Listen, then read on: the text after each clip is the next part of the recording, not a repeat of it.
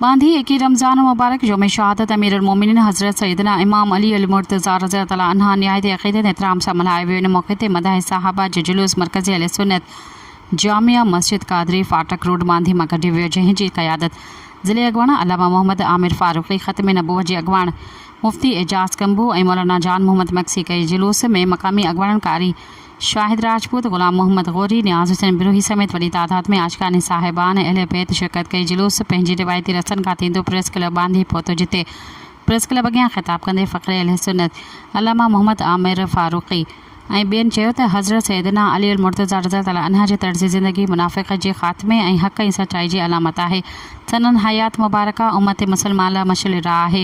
हुन चयो त हज़रत अली अल-मुर्तज़ा रज़ियल्लाहु ताला अन्हा सां मोहब्बत ईमान जो हिस्सो ऐं जन्नत जो रस्तो आहे, जॾहिं त सनन सां बुग़्ज़ रखणु ईमान जी कमज़ोरी ऐं आख़िर जी तबाही जो सबबु बणिजी सघे थो। हुननि हुकूमत पाकिस्तान ऐं सूबाई हुकूमतुनि खां मुतालबो कयो त योम शहादत हज़रत अली अल-मुर्तज़ा रज़ियल्लाहु ताला अन्हा समेत सभिनी ख़ुलफ़ाए राशिदीन जी वफ़ात ऐं शहादत वारनि ॾींहंनि खे सरकारी सतह ते मल्हायो वञे ऐं इन्हनि मौक़नि ते सरकारी मोकल जो ऐलान कयो वञे। सब्सक्राइब कयो अवामी न्यूज़ HD खे ऐं ताज़ा तरीन ख़बरुनि लाइ ॾिसंदा रहो अवामी न्यूज़ HD।